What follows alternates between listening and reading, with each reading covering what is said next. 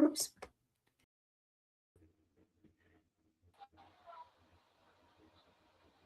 Howdy, race fans. How the hell are you? It is Race Chat Live, another couple of hours of the fastest programming you'll find on YouTube. I've got my partners in crime here, CJ Sports from the 110 Nation, and of course, Tasmanian Devil of Flaggers, Taz Taylor down below. I'm Chris Creighton. Glad to have y'all on board.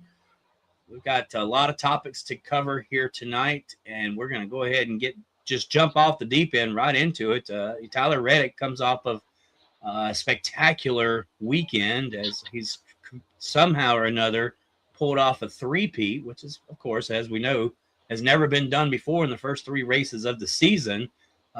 This has catapulted 23XI into possibly what could be considered right now definitely the big four. We're so familiar with the big three, but you know, in Race Chat Live's existence of the big three, we always were talking about drivers. We weren't ever really talking about organizations, but it feels as though NASCAR has kind of adapted to this Formula One type structure, and we're even structuring our rankings this year off of the team's performance. So, you know, it almost seems fitting that that's where we are, but it's definitely a discussion of whether or not 23XI has found more than enough to put themselves as possibly the big four. And this is something I believe has not been done since another Toyota team that is now defunct. It's better known as Furniture Row Racing, where the Martin Truex Jr. Oh, goodness gracious, I can't remember the crew chief's name. Made their number 87 Furniture Row. Cole Pern, yeah, my goodness, Cole Pern.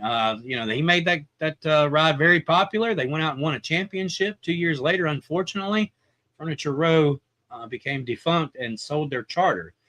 So this is the first time in quite a while that NASCAR has had the competition of four major teams right now that are vying for wins. Now, we say that, but, you know, I shared y'all that stick with the NASCAR emblem on it the other day as we were watching COTA, like, come on, y'all got to do something. But that's really, guys, the way I feel about Ford right now. You know, this is probably the second or third year in a row that I've had complaints on how slow of a start Ford has been getting things going. They're not terrible, but they're definitely not in winning form. We did see a glimpse of that with Ryan Blaney this past weekend at COTA. In the first stage of the race, he kind of set out sail and was really stomping the competition. I had gotten my hopes up that maybe we were going to have a blue oval in victory lane fairly quickly. You know, of course, you know, I guess based off of how you begin the season with super speedways and Atlanta, it's kind of a flip of the coin, so to speak, to get those guys there. But definitely once you go to the road course and you start up the season like we are this weekend at Phoenix, you expect all of the major teams to be hitting on, I guess, what we would say all 8 cylinders.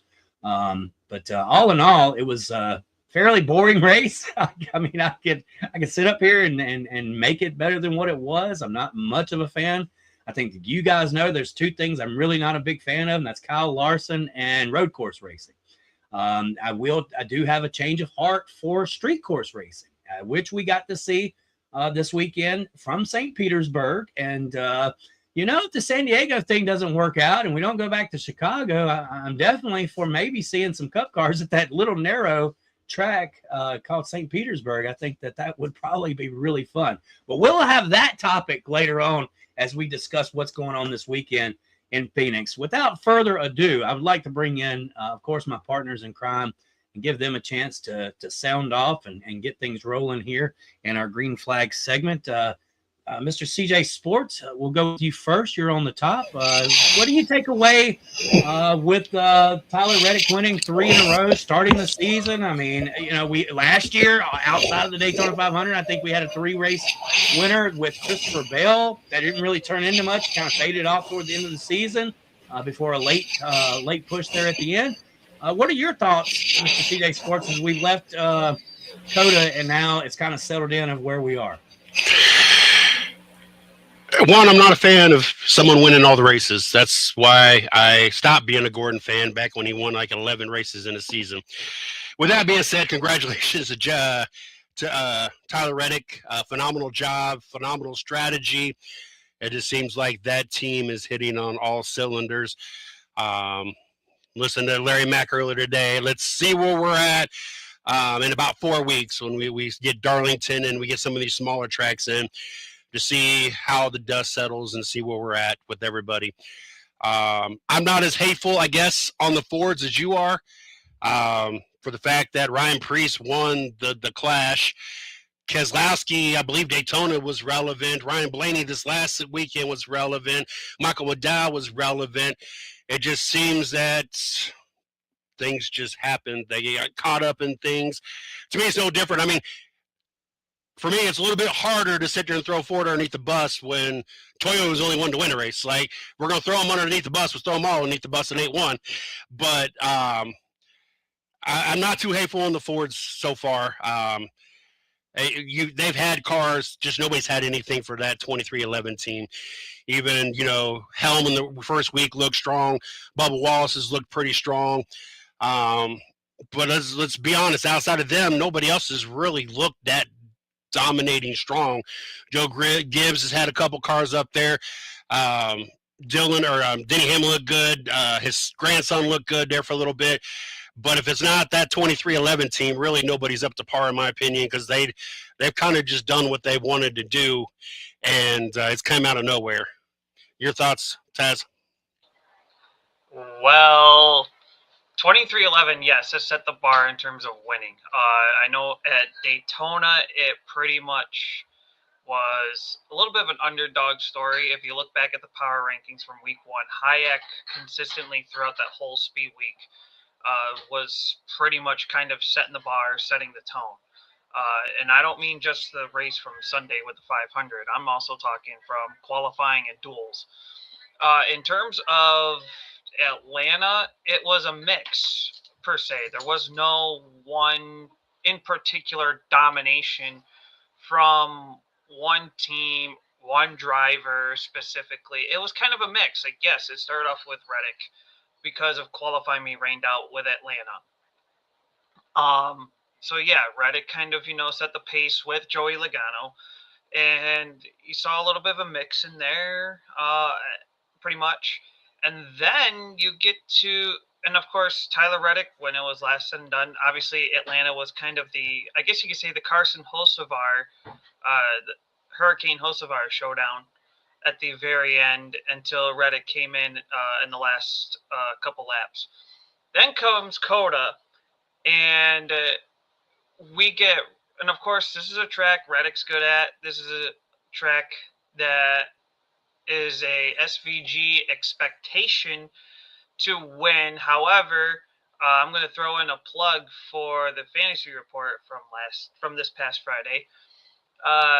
This is a road course that is the thorn to SVG. He's yet to win at Coda, including now this weekend.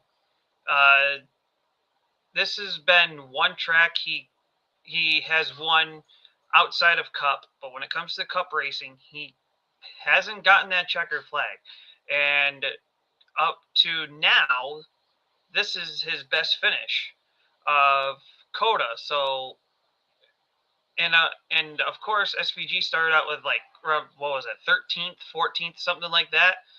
So, a little bit of a struggle. Trackhouse kind of shined a little bit, but again, everything was just powered by 2311 and Tyler Reddick. However, for these first three races, there has been one team that's kind of been a thorn all the way around, and you will find out, and I know Chris is going to argue with me on this later, but the one point I have a valid 100% true argument to go against the whole organization of 2311 is because there are three of these cars sitting top 10 in points, whereas 2311 you have 1 and 2, and the other car is stinking up the freaking shit show.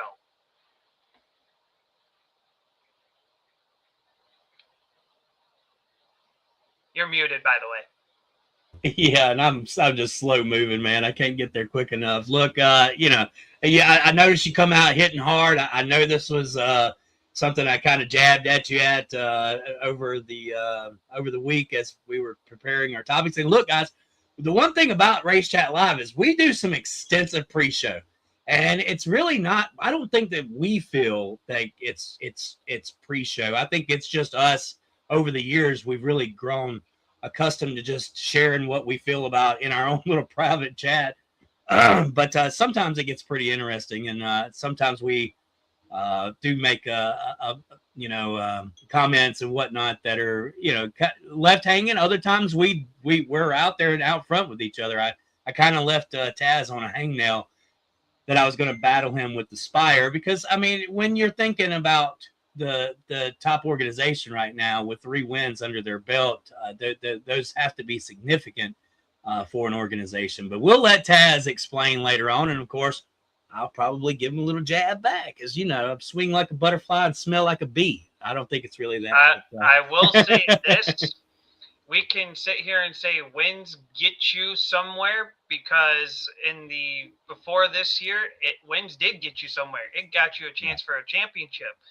This year, it's all about consistency. It's boys. About points, right? Let's he can go downhill and have 3 DNFs and completely give back what he's been able to earn. And that's interesting, because this kind of helps us segue into the second part of our topic with 23XI. Of course, Tyler Reddick picking up that big win, number 3, and doing only what Michael Jordan seems to be able to do, and that's win, and take a couple of years off and come back and win again. So I would not be surprised to see Reddick skip the next 2 races and come back and do another 3-peat somewhere after the next couple of weeks. I mean, if he's going to do it like Jordan, if he wants to be like Mike, as they used to say, then that's going to be right up his alley. But I do want to talk about the other teammates as well that are part of 23XI. One of them is he's not a teammate. He's an owner, but it's, it seems from the beginning of 2021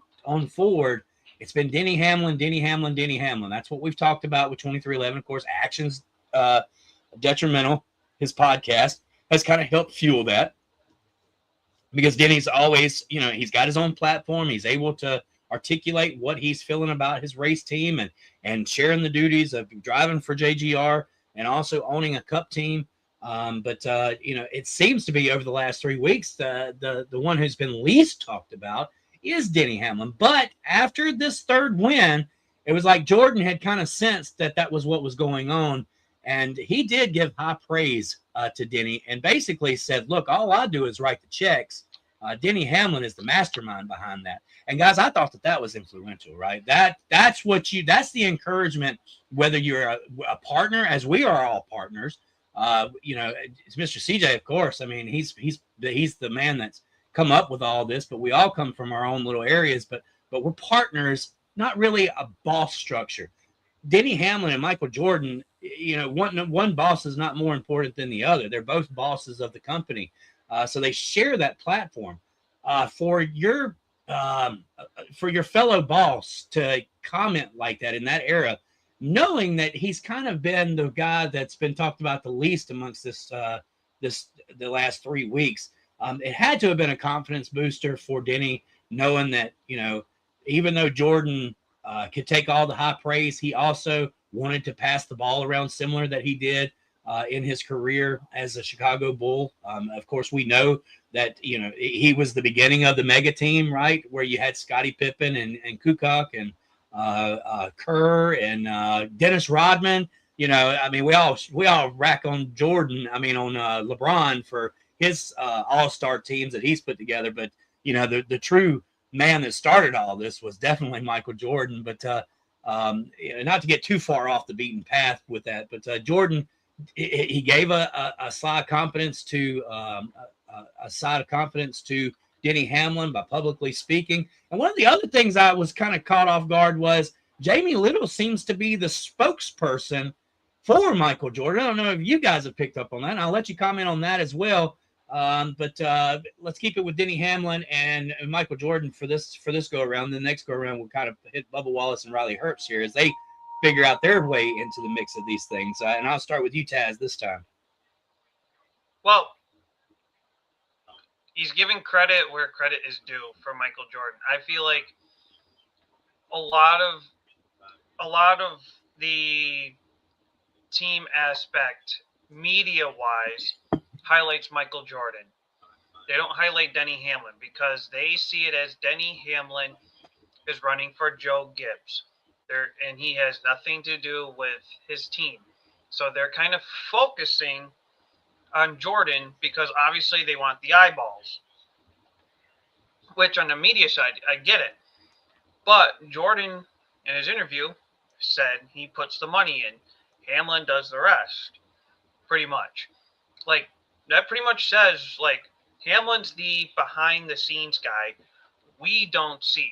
The media doesn't grab. Right. Because the media grabs the attention, which is Michael Jordan. And that's where I think Michael Jordan said, look, I may have the camera, I may have the media eyeballs on me, but the real hard worker that nobody's paying attention to is the guy running for a different organization, but he's still an owner for his team. And I think one thing that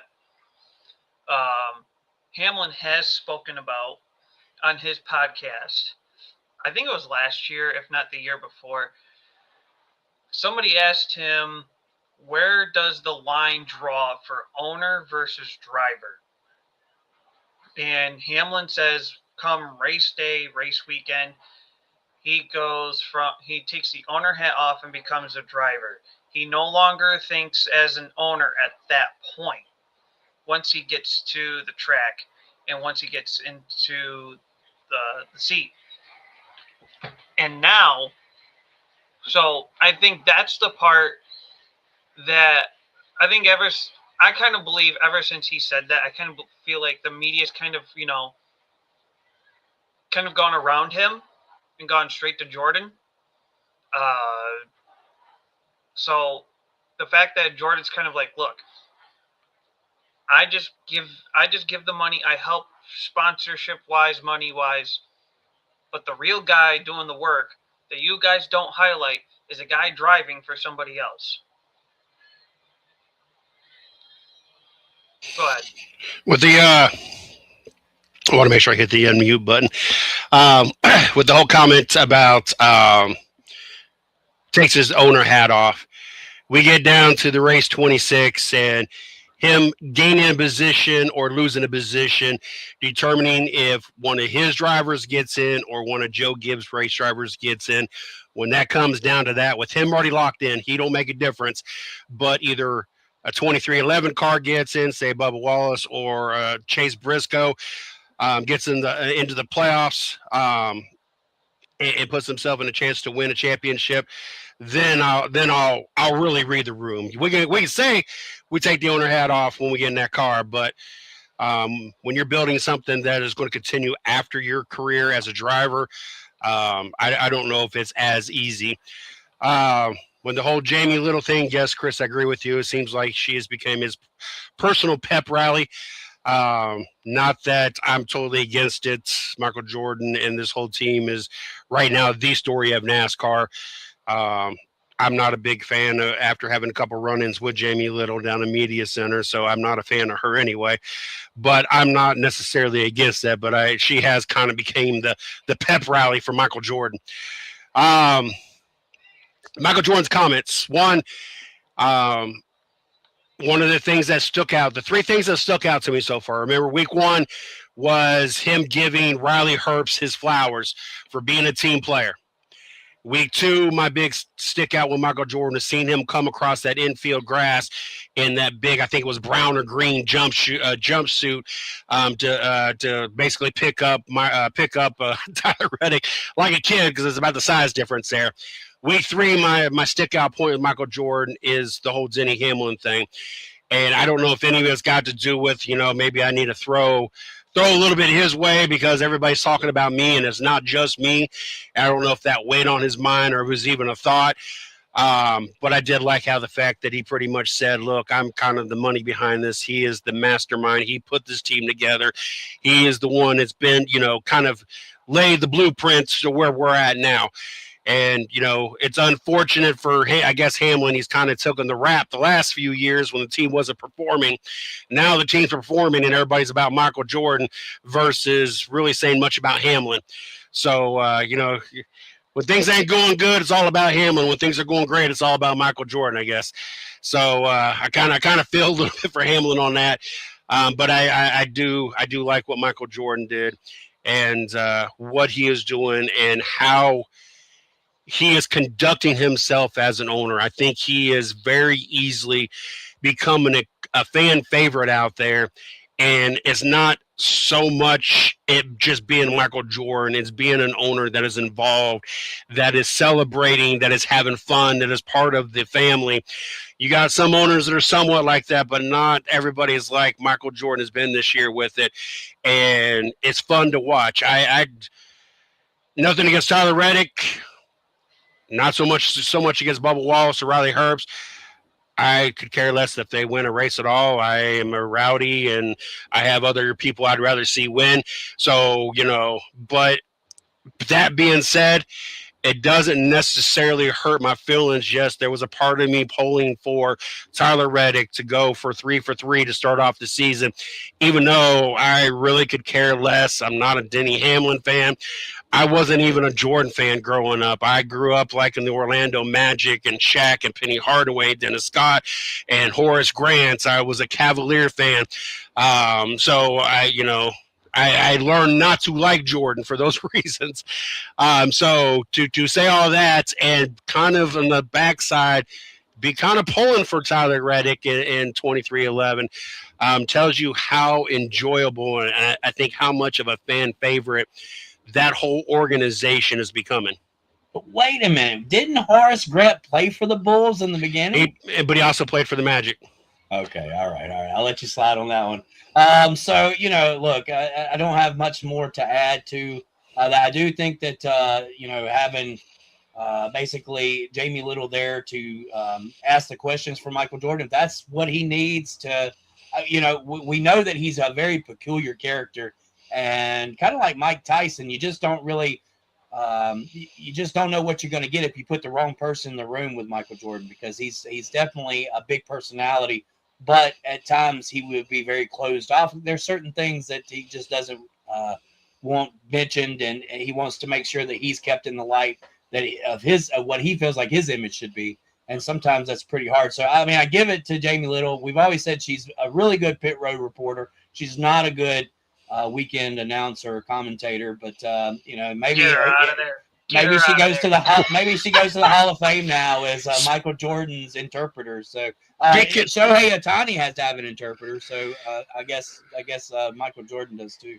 As much crap as I give Jamie Little, I don't know if I'm on board with this Kevin Harvick and Clint Boyer. Like, I don't think the chemistry is there for them two. Like, Clint Boyer to me is too comical, and there's nothing against that. And I think Kevin Harvick has not got the same humor. It's a different humor and more of a serious humor. And I just my personal opinion, they don't mesh real well. Right. And Mike Joy, he's left to kind of babysit both of them from time to time. I'm going to give a plug here. Chris, you probably know exactly what I'm talking about. But if you ever watch Michael Root's YouTube channel, when he does the shorts and sometimes he does the Fox broadcast booth, it's hilarious because I understand, like, without watching his videos, I probably wouldn't catch the chemistry as much that you guys talk about. Oh, I do. I see the eyes rolling. I see the facial expressions. But when you watch his channel with his shorts, you can definitely tell there's, like, the chemistry is just so bad because he gives Clinton Boyer this one take comical side, as you said, but also Kevin Harvick does a completely different take, and it's just like whoa. Yeah, they definitely don't feed off of each other. Let's talk about. Go ahead. I think in terms of I don't know if it's like a more so Harvick needs to go or Boyer needs to go, and I understand why Boyer was there because when DW left, it lost the flavor, the enjoyment, I guess. And then I guess Harvick was brought in to kind of replace the Larry Mack role of the booth. I don't. The Jeff I'm Gordon. trying to understand, but yeah. I think the old booth of Larry Mack and Darrell Waltrip and Mike Joy, those days are gone. Like they really did change it up with the Jeff Gordon being there for a minute. So now they've kind of just been like pivoting from, what the newer booth is like. And it's just been terrible on both ends. Please, if you have the chance to listen to the MRN broadcast or the PRN broadcast, I think that if the fans have fussed enough about all the other stuff, that we could fuss enough to make sure that MRN becomes the official broadcasting of NASCAR on cable television, just as they are on radio. I think that's who you hear when you go to the racetrack is MRN or PRN, and by far they are the best broadcasting content in the business, and they paint the picture. But I do understand that following the way that they do things in the booth versus radio versus TV is a lot different, and there would be a lot more camera movement as you go to each reporter or each commentator. But at the same time, I have no problem with it every time I turn on my TV and pause it on DVR until it catches up with the MRN broadcast or PRN broadcast. So I do really listen to that a lot, especially when I'm aggravated with the tone deaf of Clint Boyer or the sarcasticness of Kevin Harvick, which look, it's to each their own. He's a good guy, and I watched the thing with Cleetus earlier, but definitely the commentating side has gone to poops. I think if you replace Tony Stewart with Clinton Boyer, you'll get probably the best booth of modern day. Right. Miss Sharon from Fan for Racing said it's good to see Jordan at the track. Celebrating with the team brings lots of eyes to NASCAR. And also, we've seen more of Jordan this year than any other year so far anyway. I can agree with that. She also commented that she's not really a fan either of the Fox broadcast. Guys, if y'all have something that you want to talk about and you're listening to the show or on the platforms, any of the platforms it's being shared on, look, you'll be popped up right here on the show, and we'll talk about it as it comes across the board. You know what? I'm going to cut the Bubba Wallace and Riley Herbst out because we're gonna jump on over to Cleetus McFarland. We do have a time schedule to hold, but I do want to give a comment real quick about Bubba Wallace because it just seems like he's sore for losers, right? Like, I mean, the guy is always pouting. He can't be happy that Tyler Reddick is winning, and I understand that as a driver, but as a teammate. I know, Mr. CJ Sports. I'll let you bite at the bit. Come on. Let's just make it fast. Mr. CJ Sports, go ahead. Give him what I want to hear. I'm still Team 23. I don't care what my team does. I'm sorry. I put my foot in the wall because my brother scored on the last play game in Tecmo Super Bowl way back in the day. I don't do well with losing. So I'm not a Bubba Wallace fan. Ever since that fake garbage that happened in the garage, but I'm not necessarily hateful that he is sore loser and hates to lose because I'm the same way. So go ahead. I don't necessarily agree with that. Yes, my team won, but I'm also 20. I'm team 23 or team 23, not just team 2311. To me, it seems like it's more of an act. I mean, like, I'm so down on myself, and look at me, I'm gonna pout this out because my teammate's winning. Yeah, his attitude, I feel that. You, CJ. His attitude like that reminds me of Jeff Gordon early in his Rainbow Warrior days. you know what I'm talking about, right? Oh yeah, of course. I was gonna say, I may have been born late in the 90s. The whiny voice. I know that Jeff Gordon. Oh yeah. Crap! I can't believe it. You just wrecked me in the wall. Little two-shoe man. I remember that one quite clearly, and that was one of the reasons why I never became a Jeff Gordon fan, nor will I ever. And Riley Herbst is just keeping the seat warm for Corey Haim. We'll move on. So let's get to Cleetus McFarland. News come out today. We had to push everything aside because I knew it was going to be breaking news. Cleetus McFarland has signed a 3-race deal to drive for Richard Childress Racing in the O'Reilly Racing Series. Big surprise, no surprise. 2-year deal. It's a 2-year deal. My understanding is Cleetus McFarland is only going to get paid $1 for his efforts in this deal. Big deal, no deal. I'm confused. You said 2 year. I thought I could have swore you said 3-race deal. So what is the exact deal? So it's a 2-year deal, 3 races a year. Yeah. I hope. Well, one, my wife, week 1, when she heard Cleetus, she was all about some Cleetus. Now, week 2, she was upset to find out that Cleetus wasn't his real name. So she's kind of upset. So I'm hoping maybe that she'll be back on board, knowing Cleetus has got some rides coming up. I hope he does well. I hope that he performs in a way that causes RCR or somebody else to say, you know what, let's get him on the track some more. Because not only is he a fun driver to watch, and I know that's probably not the right reason, but when you got somebody got me rolling talking about I didn't check myself before I wrecked myself, you know, when we're watching Follow the Leader week 1, or we're watching everybody strung out and nothing really going on in week 3 racing, week 2 is really only track we really had a lot of movement. You needed some kind of other entertainment, and Cleetus week 1 was that for us, at least in the truck series. So I hope that he performs, that he is getting a more of a deal. I think it's good for NASCAR. I think having some personality. We've not had a lot of personality in the sport. It's been more vanilla. You know, we once you lost your Tony Stewarts and your Kevin Harvicks, and you kind of lost any really personality.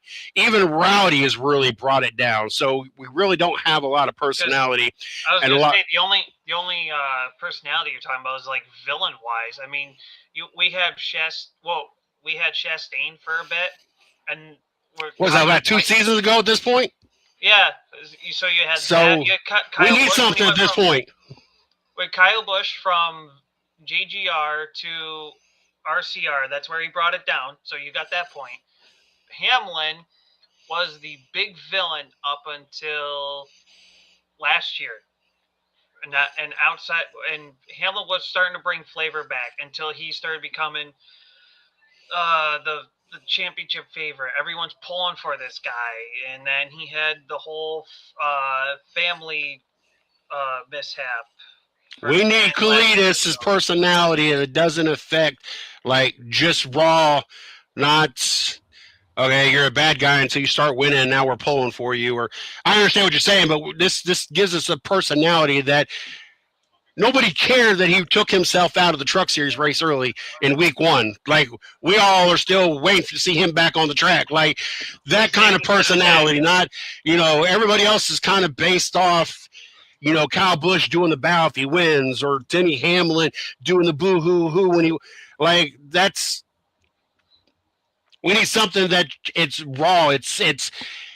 I don't know how to explain it. It's different, and that's, I think we need something other than having to count on whether or not you're the good guy or bad way based on how you perform, or whether or not you've been in NASCAR for 6,000 years and you still ain't won a championship, so everybody switches and wants you to win and not be the bad guy no more. Like, you know, it's just as much flip-flopping as we get in the WWE these days.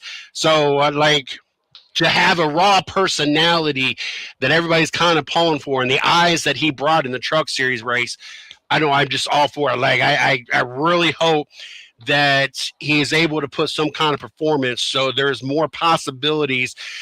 Just like this Jordan thing is a good thing for the sport, I think the Cleetus thing could be a good thing for the sport, and continue to get these numbers back to what we used to know and we used to see, in the stands being full, and having personalities like Jordan, having personalities like Cleetus. Maybe we get another person or two throughout this next year or two come through the ranks that bring some personality. Maybe we could start getting, like, I don't know. I just don't feel we have that movement like we once had with you had the Intimidator. You know, I've been watching a lot of Mo racing and a lot of old school, and it's just like there was just these movements. There was just these personalities, like people still cheering for 3 after 20 years. Like we don't got none of that. And I think that Cleetus could be something to help start and regenerate some kind of movement in NASCAR where fans are there to and just on this bandwagon and loving the personality versus whether or not it's a villain and whether or not it's a sentimental thing at the time. Yeah, he's definitely there to be exploited, guys. There's no doubt about that. I do believe that this is a PR move similar to what we've seen in the past with Danica Patrick and some other drivers. There's some of us that really think and feel like this is a little bit too fast, a little bit too much, too fast, and probably racing with the wrong guy. Like I would definitely have rather seen him over at JRM versus Richard Childress, because we see what happens when you go to Richard Childress. Your career dies. Ask Kyle Busch. Whether and Richard really had no problem at all telling everybody in his press conference that that this guy is eyes for marketing and he's going to bring a lot of eyes to the television and whatnot. But now I watched Cleetus on Kevin Harvick, the speed program that they have, and Cleetus said, look, I mean, I've never had eyes on me like I do in NASCAR. And I shared you guys the video of his personal video announcing that he was going to the O'Reilly Series, and within 3 hours it had 271,000 views. There's no doubt this guy is very popular. As Miss Sharon said, Cleetus is more positive than Hamlin's negative side. I mean, come on. This guy is really good for racing, and he's bringing the eyes to the television. I'm not ashamed to say I asked Taz to make sure that he put Cleetus McFarland in our description because I know that people are searching his name, and that's going to be, hopefully they find our show searching about what we have to say about Cleetus McFarland. And I want Cleetus to be successful, and I love Cleetus, and me and my son, we watch all of his shows and all of his YouTube videos. I wasn't, I'm a late bloomer, I guess, with it. I did hear about what was going on in 2020 and 2021. It was really after the hurricane issue when him and Greg Biffle teamed up together that I really started getting into Cleetus. Like, I heard about the Freedom Factory. I seen what he was doing there. I kind of had my opinions on the whole Crown Vic stuff because, the amount of money and stuff that they were trying to turn the Crown Vic races into and whatnot. And, it's just kind of aggravating to throw that kind of money towards it. But I'm not sure that Cleetus had everything to do with that as well. But he was involved in the Crown Vic creation of those series and stuff. So he was a big part of that. But since that time, and I got to see the real character. And then when he was at Talladega last year and drove the buses, the campers down in Talladega and auctioned them off and gave the money to charity, by then I was sold that, hey, this guy, he really does. He really has a passion for our sport. He's bringing our sport to a positive light. He's good for the sport. He's helping young people find out about NASCAR. And that was my big seller because I may have been late to the table, but I have 3 sons, and none of them were late to the table. They were like, Dad, you are late. You have missed out on all the cool stuff that Cleetus has done over the last couple of years. And I'm just worried, that he's going to be exploited and not be taken serious as a race car driver. I hope that if his time in RCR is for real, that he gets plenty of simulation time, plenty of time to get up to speed. You ran a truck race, you wrecked in 5 laps. I know you learned a lesson, right?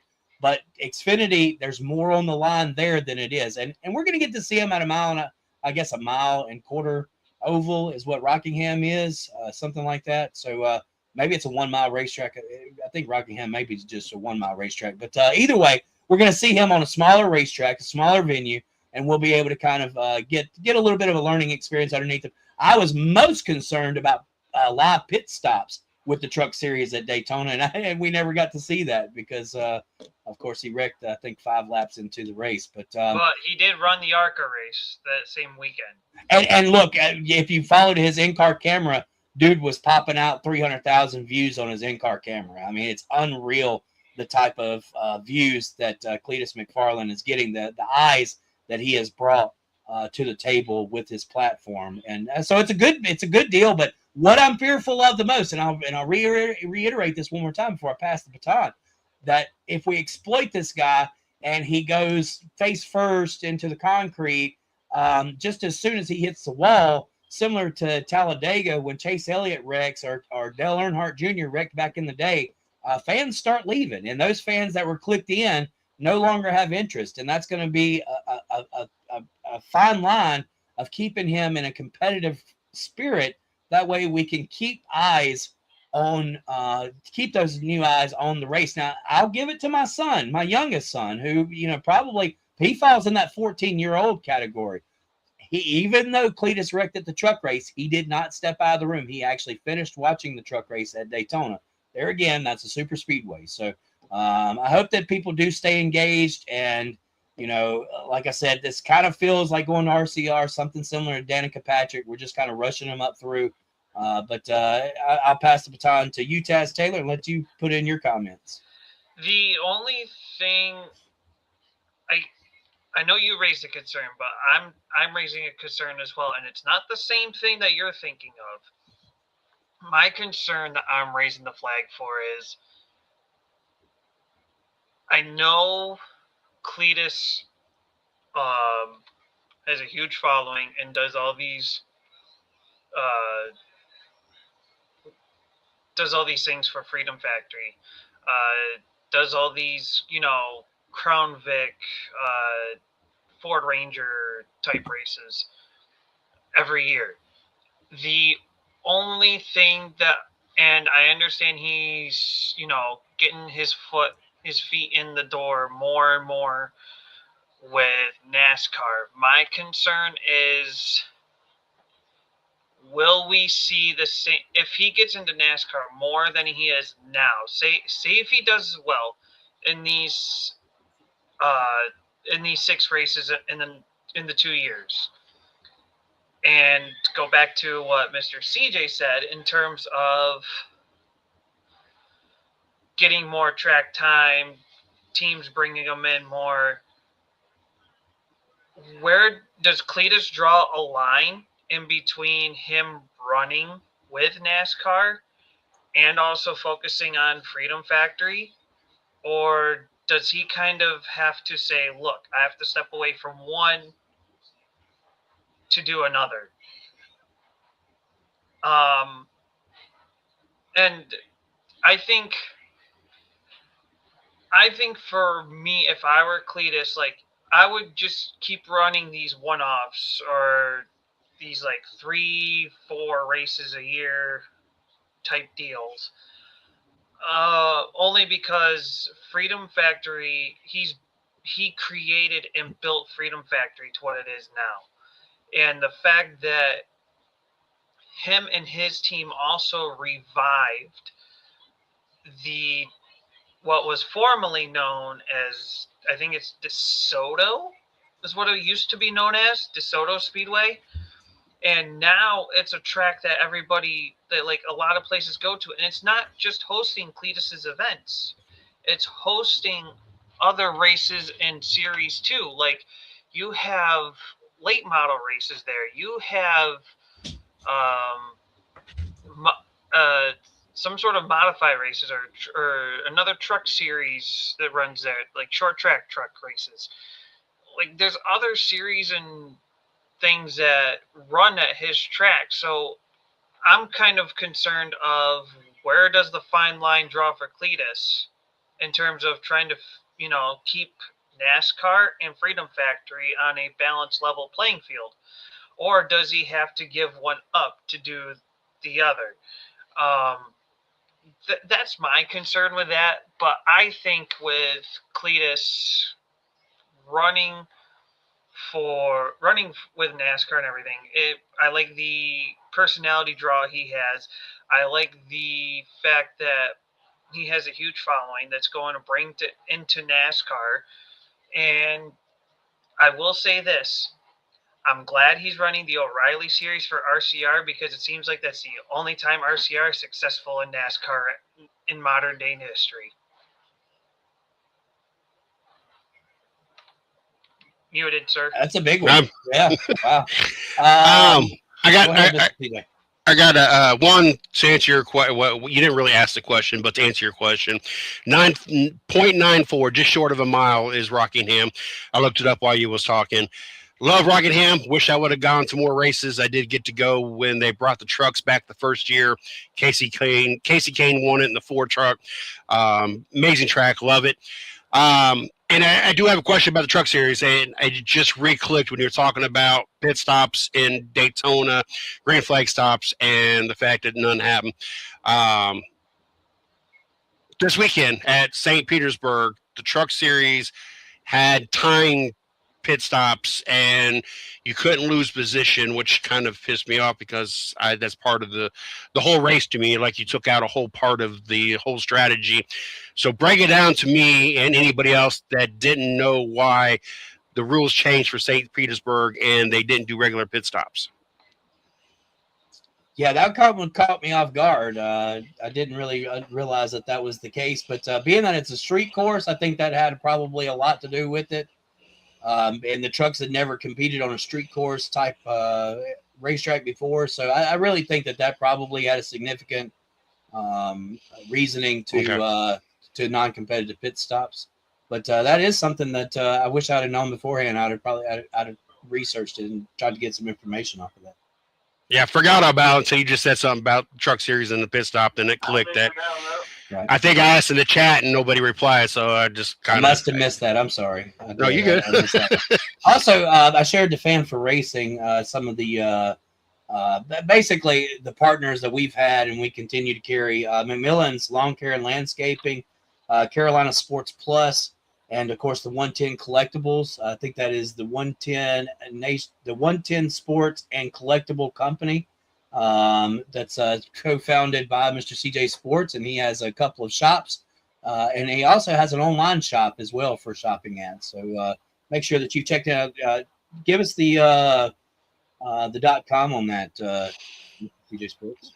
Yeah, make sure you guys check out the 110 Sports and Collectible Company. You can find us at www.the110sportsandcollectiblecompany.com.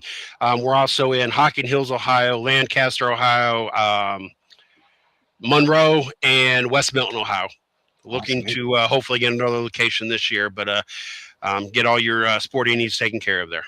And of course, we can't forget about Carolina Sports Plus. They're a partnership and have been for quite a while with Mr. CJ Sports. Mario Edwards runs that ship over there, and he's always putting together content and stuff and sharing it to the 110 Nation Facebook page, and just a really outgoing guy, and we appreciate having him as our partners. And of course, here at Fan for Racing, Ms. Sharon Burton has a top-notch facility here, a studio that we've always dreamed of, right? So it's kind of been amazing to move over here and have all these technical tools and somebody actually producing the show instead of being a part of the show and trying to produce at the same time. It's been just an awesome, amazing experience so far this season, allowing somebody else to kind of run the back room and keeping this thing flowing. I do want to get over to the stat of the day. It's the stat of the day time. For those of you that don't know about Race Chat Live, we always have a stat of the day, and we try to be, we try to really put some thought into this. No and so, jingle? Stat of the day, bop, bop, stat of the day, bop, bop. I'm a little under the weather, guys. I'm a little under the weather, so I was trying to hold the excitement for stat of the day, but oh yeah. Oh, we get a little bit. Oh yeah. Oh, that's jam music there. Oh yeah. Better than Pandora any day. If you guys listening.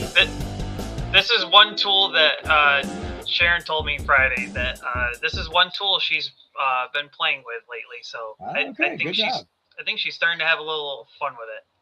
There we go. So the stat of the day is in NASCAR history, Richard Petty holds the most consecutive wins with a number that will probably never be broken, or at least I don't want to see it broken because I would get bored real quick with NASCAR. Richard Petty won 10 races at one point in time. I believe it was 1967. But the true stat of the day is the most consecutive wins in the modern era to present day is 4 wins achieved both by Cale Yarborough Darrell Waltrip, and Dale Earnhardt. In 1987, it was Dale Earnhardt. Darrell Waltrip did it in 1981, and Cale Yarborough won 4 wins in a row in 1976. And I tell you guys, Cale Yarborough is the unannounced GOAT. Like, if that guy had focused his entire career in NASCAR instead of just doing what Cale Yarborough wanted to do, he would have had a lot more wins than what he's already had, and he would probably have a few more championships as well. But Cale was a country boy and did not want to be tied down to one certain thing, and he kind of made his own path. And it's just cool to see Cale Yarborough always pop up in some of these stat of the days. Also, I do believe, as I'm waiting, Miss Sharon, if you will type that up real quick for the shows and stuff that we have on Fan for Racing. She had wanted me to talk about or send you guys over to an interview that had been done, I think, earlier this week. She has several different shows and platforms. One of them's Hot Topics. That's the show I was on last year. She has a review and a preview show as well. She does a fantasy hot picks, I think, with Taz Taylor. What is that, on Fridays? Yeah. So, right. Yeah. And so Sal does some interviews. I think he takes the helm, kind of similar to our show, and brings on certain people, and he interviews them as well. They had quite a few views on one of those not too long ago, and really, I was like, wow, that's cool. I hope we can get that outreach as well. But go check out Fan for Racing. Now, the one thing about it is, if you're on the television and you're trying to find the Fan for Racing videos and stuff, it gets kind of complicated. The TV is a little bit different than what it is with on the phone, and so I was trying to find some of our shows and stuff, and it just kind of never really gave me the video platform. But if you're on your phone and all, you can go between videos and live streams. Our show is actually found on the live stream side, and it's Cole Denton of the ARCA West Rookie Series. He finished top 10 at Kern Speedway and is with Jan's Towing and Racing. So is that the show that it's on? Is with Jan's Towing and Racing? What's the show that it's on? Oh, this the team. Okay, is with Jan's Towing and Racing team in the ARCA West Rookies. So not too familiar with when you start getting into the East and West of the ARCA series. I follow mainly just the ARCA itself. It's on Fan for Racing Interview Podcast, so you'll be able to find that in their video section. Obviously, one thing I want to kind of point in, obviously with her review and preview shows, pretty much self-explanatory, preview what you're going to see for that race from that series, review from the race and series that, we just came out of. In terms of the fantasy report, pretty much if basically we break down the numbers, we break down for the week. We also look at, betting odds for those who choose to do that sort of stuff. I know today's modern sports deals comes down to betting odds, and everybody looks at those. So that's one thing we cover. We also break down the numbers in terms of what track we're at, which drivers are good ones to look at, who are the underdogs for the week. And also, Sharon and I have a little fun, friendly competition one-on-one, as obviously we, as 110 Nation, also have our own NASCAR Fantasy League as well. But Sharon and I also do our 1v1 type of deal. I have yet to break down the points for her and I from Coda, but I know I know Atlanta, I think I got like a 20 point jump on her, but from Atlanta. But something tells me she did better than me this week at Coda, because I made the stupid move of leaving Bowman in and Zilich out. So whatever. Sometimes you have to take a risk, and sometimes you miss horribly. Okay. Back to you. Caution flag. Let's go on to our next segment of the night. Of course, this is I believe it's Under the Hood. It's a controversy and deep dive discussion. Of course, NASCAR is in session. JGR versus Gabehart. Dun, dun. Spire. Yeah, let's see if we can get that. Do we have the Law and Order? I was trying to pull it up, but you sent it to me too quick, man. Law and Order. Tone. Let's see if we can get it here. Don't worry. In the criminal justice system, represented Oh, crap. by two separate yet equally important groups: the police who investigate crime and the district attorneys who prosecute the offenders. These are their stories. Hey, we're in the courtroom. Don't you worry. Yes, we are. All right, so let's get down to the dirty business real quick because we got a long way to go in a short time to get there. A federal judge has ruled that Chris Gabehart can keep working for Spire Motorsports, but with tight limits designed to protect Joe Gibbs while their lawsuit continues.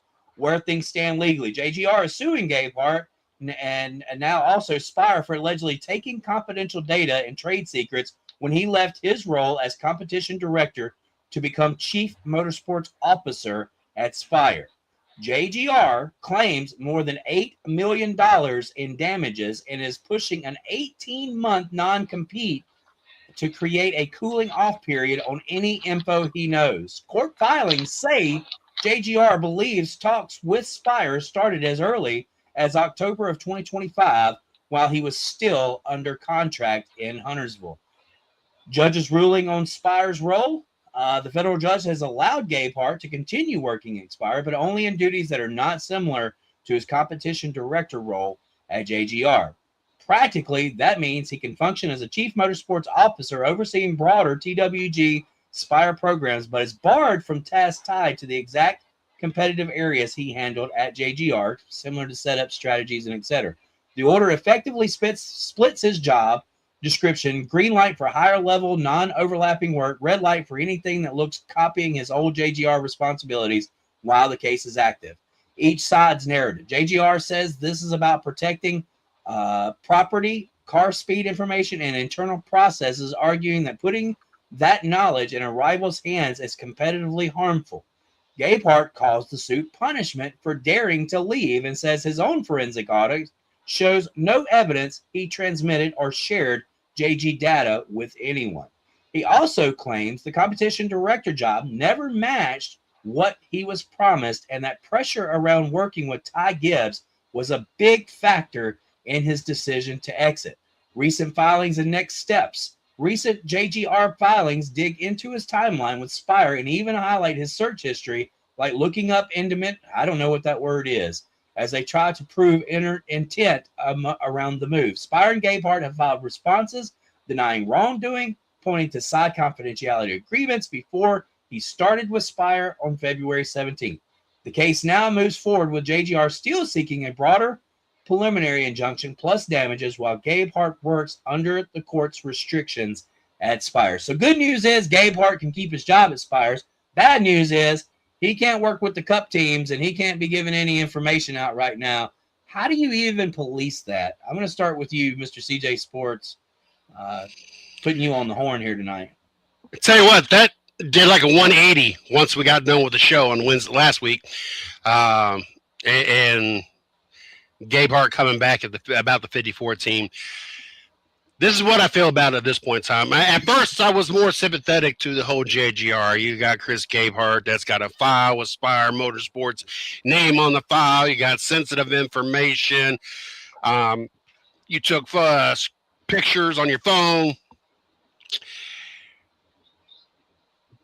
But if what Chris Gabehart came out and said is true, that they pretty much forced him into making him be crew chief for I think it was 9 races for the 54 team, and the fact that basically he was put in the position to be babysitter because the 54 team did what they want, when they wanted, if they wanted, kind of whole situation. And Chris, that went back to more to the point where you said there was bigger problems in writing on the wall and everything you broke down. That's kind of now what we're looking at when it was all said and done, is he saw the way the 54 team was conducting business, and look, you're going to put me in charge of everything and we're going to fix this. I'm not going to continue being babysitter because other people are not doing their job and not performing or not held to the same requirements. So if that all comes out to be true, then I'm not so much more for Joe Gibbs Racing in this whole scenario. Now I'm just like, you know what? Y'all both did some stuff. Y'all didn't honor each other's contract, relationship, friendship, whatever. You go your way, you go your way. Let's just call it even, and you can go do what you're going to do at Spire Motorsports. Joe Gibbs Racing, just go figure it out. As long as he's not using direct information, anything that was directly out of a computer from Joe Gibbs Racing, just do what you're going to do. Taz? I don't know. It just when you think things calm down, it just gets more uglier, I feel like. Am I wrong? Am I the only one that feels this for this? Because I feel like, I'm going to go back a bit with the NASCAR 2311 front row situation. I feel like that got ugly to start, and then it like calmed down. Then when it came to trial, it blew up because of leaked text messages and other things. I feel like this case has just gone from 0 to 100 miles an hour real quick, and it hasn't stopped. Funny that last week I kind of speculated that it probably had something to do with how they were basically not holding Ty Gibbs up to certain standards, and then like moments after the show, we have something happen to Mr. CJ Sports there. Moments after the show, basically Gabehart released a thing saying that, look, it was basically his hands were tied with Ty Gibbs and wasn't able to basically corral that team the way that he was able to with the other three teams. And I think that was a big sign of what really is going on over at the JGR shop. And, I do understand that Heather Gibbs has been put into a very awkward position, taking over the reins of such a powerful organization. And being that she is the mother of Ty Gibbs, of course, that's probably another, maybe conflict of interest, I would say. But it's Joe Gibbs as an enterprise, and he can do whatever the hell he wants to do. And he's done that along with Richard Childress with his own grandsons.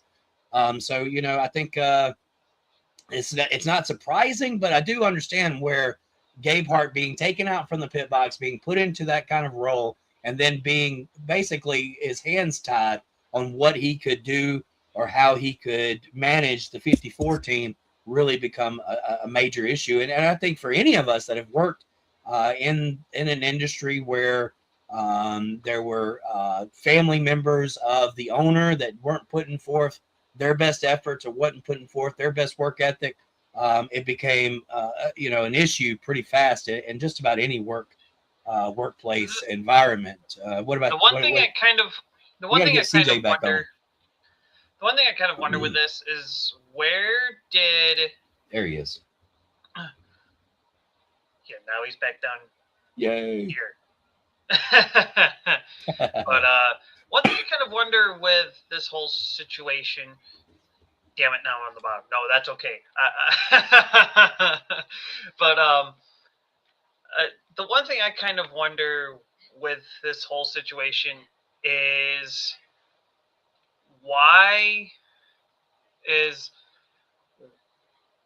I kind of wonder, when did any of this sort of happen? Like, when did Gabehart start looking at the 54 team specifically? Because obviously he noticed something that everybody else is seeing.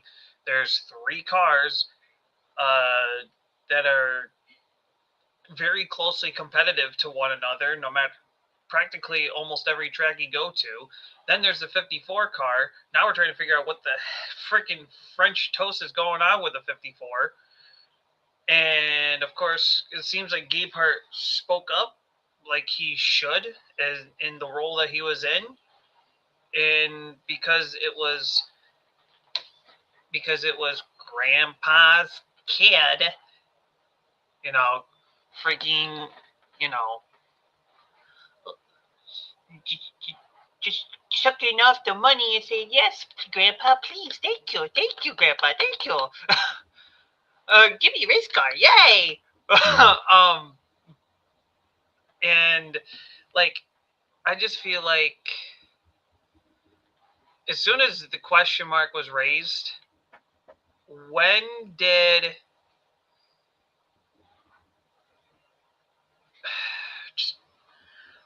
Gabehart start looking into getting out of there and start thinking of going somewhere else? When did Spire come into the picture to grab Gabehart?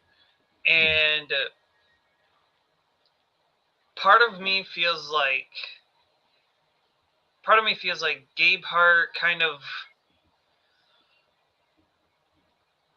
went with Spire and wanted to find a way to take a jab at Joe Gibbs. Ding, ding, we're going to have a boxing match. I need to pull up my boxing ring again. But it just, what's the point of this? Right. I get Gibbs is ticked off, but at the same time, Gibbs, put away the family ties for a minute, open up your old freaking eyes for 10 seconds, and realize that your grandson is no longer holding up the weight for your team. Right. He is bringing you down into the dumpster. And was considered once the future of the organization, and that's obviously going by the wayside each week. But he did have a good finish after Austin, and I heard them say that this is a big confidence builder for Ty Gibbs. But what is a confidence builder? You sucked for the last 3 or 4 years. Well, 3 years, I know, 3 previous years in Cup racing. So what makes us believe that he's all of a sudden just going to ding get with the program? And obviously more and more throughout time, he's acting like a spoiled brat within the organization. You have, such big heads there. Like you've had Kyle Busch. Now you've got Denny Hamlin, Christopher Bell, Chase Briscoe. Chase is probably the more least fierce competitor type of guy. He comes off as somebody you drink a beer with. Christopher Bell, I don't think Christopher Bell even drinks beer. And Denny Hamlin, we all know how he is. So it's really, Ty's probably, if I were to sit down with any of them, Ty would be the one that I said, y'all can keep him. I don't have anything to say about that guy. But obviously, this is maybe the new beginning of what happens when crew chiefs and director of competition leaders decide to leave the sport. You may not see them going from team to team anymore. You may see them basically disappear off into irrelevance for a couple of years as they are forced to sign non-compete clause so that this doesn't happen anymore. The landscape is changing. I do understand that the new car creates kind of this different atmosphere where it's intellectual property instead of a crew chief. It used to be you hired a crew chief because you wanted his notes. I mean, I said it last week. Suitcase Jake made a career out of jumping from team to team, taking his notes. Dale Inman won several championships with Richard Petty and then turned around, I believe, and won 2 other championships with other drivers. I know Terry Labonte was one of them in the 44 car. Dale Inman, these are the guys. Larry Mack, of course, he was stolen from Robert Yates Racing and went to try to bring relevance back to the Intimidator in 1997, I believe it was. Of course, after the 98 Daytona 500 victory, only I think 8 more races is what he was actually the crew chief for Dale Earnhardt before he was shipped on down to Mike Skinner because it just was not gelling between those two. But obviously, we're in a different turf now with the way the ethics of garage etiquette is handled. And I think that we will see a big difference now on how crew chiefs go from team to team and if they're even going to be able to possibly leave one team and go to the other. This is where I've said for years we need a, in any other sport, it would be pandering or something to that where you would, be trying to get somebody to come over to your team while they were still with another team. And we've seen, Dallas Mavericks get penalized for that. We've heard of penalties in NFL when guys try to go off and sign somebody or talk about them while they're still under contract with another team. That doesn't happen so much in NASCAR because we don't have a players union, so to speak. But it seems like as we've gone into this franchise type mode, that's kind of how these businesses are going to be structured now from here on out. And it does make a big difference when you have a forever charter now that kind of gives you that franchise mode versus just a typical race team in a shop. So it's going to be interesting to see how that plays out as we go throughout the next couple of seasons and who else may wind up in NASCAR. Anybody else got anything else to add to the conspiracy of NASCAR? In 98, Dale went to Childress and said he can't drive anymore. Richard said it's not you, it's the car, and that's why they got rid of Larry Mack. Well-guarded secret. Dale wanted to quit after 98. Yeah, he had the surgery that fixed his neck and was completely recovered by the year 2000, by midseason of 2000, and we really seen the old Dale Earnhardt starting to come back. So I do believe that there is a little bit of truth into that, Damian. Glad to see you. Now, Damian, a former co-host of ours, I see you over there smiling, Mr. CJ Sports. Damian. Oh, Damian! We just talked about you a couple weeks ago. Yeah, we've had a couple of rounds with him, and he reached out to me earlier today on the Cleetus McFarland. Believe it or not, Damian and I really discussed a lot of things behind the scenes to this day. But he's proclaims himself as not a NASCAR fan, but he obviously doesn't think I know much about dirt because he's always coming to talk to me about NASCAR. But let's just say I don't really talk much about dirt anyway. So it's a job, and I love it, and I'm so blessed to be where I am and the track that I get to work for. And I just always want to make sure I keep that in a good light and separate it from my fun. This is a lot of fun that I have discussing and talking and ratting on NASCAR and the drivers and stuff within the sport. You can't do this for dirt track racing, not this type of show, because those guys work too damn hard for what they do. So, dude, glad to have you there, Damian. Of course, Mama Bear in the house. I think that was you, TNT, right? That's you, Taz. That's you, TNT. Yes, that is me. Okay, all right. So, glad to have y'all functioning over there in the comment section. Let's. Anything else to add to the lawsuit, NASCAR? Can we adjourn court now and head to the Brad Keselowski comments? I wish I had that to share. This is one of those things where I really got to get good at sharing from the driver what was said, because Brad Keselowski basically used his platform to kind of, I use this word loosely, poop on NASCAR for all of these road course races that we have. I thought we had 3 road courses. Somebody said there was 4 this year. Of course, that's way far from the number of 6 and 7 that we've had in the past. So we're moving in the right direction. But Brad Keselowski said that these are some of the hardest races to sell with a business hat on. And with that being said, let me know if you can hear. Hold on. Let me know if you can hear this. Okay. Star hat, and I don't understand why the sport wants to run so many road courses. As a business owner, No. it's the hardest race. Yeah. Just turn it up a little bit. All right. Hold on. And it's the low. Put on my business owner hat, and I don't understand why the sport wants to run so many road courses. As a business owner, it's the hardest races to sell sponsors for. It has the lowest attendance, the lowest ratings.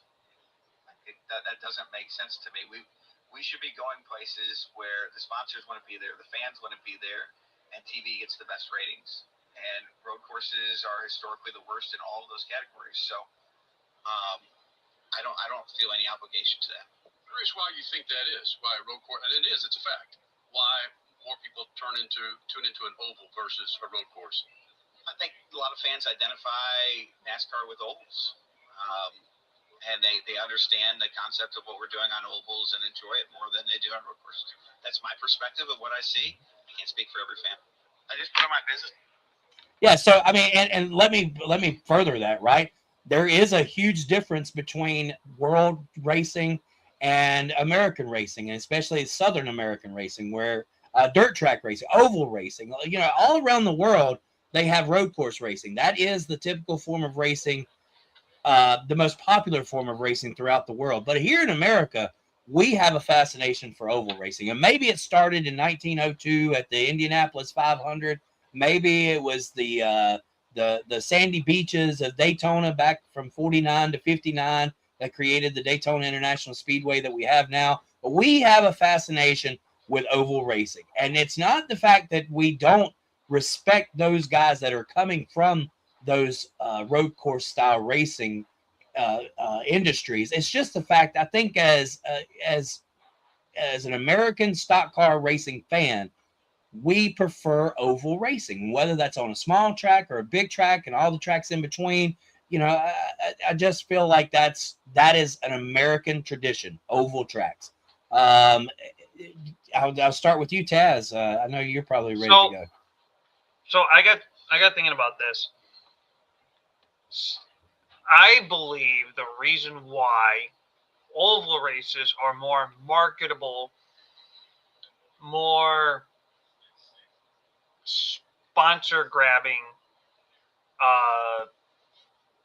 versus road courses is because, think of it this way, an oval track to racing is like being at a baseball stadium, being at a football stadium, being in a hockey arena, where you are surrounded by billboards, sponsor signs, companies, advertisements. You're surrounded by all that. Road courses, you'll only see maybe 100 feet, 250 feet max. So you're not seeing all the way around. You're not surrounded by everything you would be surrounded by in an oval track, in a stadium, in a arena. So from that aspect, it's I think for sponsors side of things, that's probably why they're attracted more to that. And maybe, as Damien mentions, in my opinion, oval racing took off in America when returning soldiers came home and needed that rush. That's when midget and oval racing exploded. Okay, yes, and I just think America just does things differently. I mean, let's put it into example. When you hear the word football, America, it's that egg-shaped brown ball that everyone throws around. When you hear football outside of America, it's a game we call soccer. I mean, that's one example out of that. If you want to play football, everywhere else in the world calls it American football. So racing in America is all about ovals. And around the world, you have Formula One, you have rally, you have rally cross, you have that road course style type of racing that's just popular everywhere else in the world. America just does things differently. So I think sponsors America attract to the typical American in that aspect. So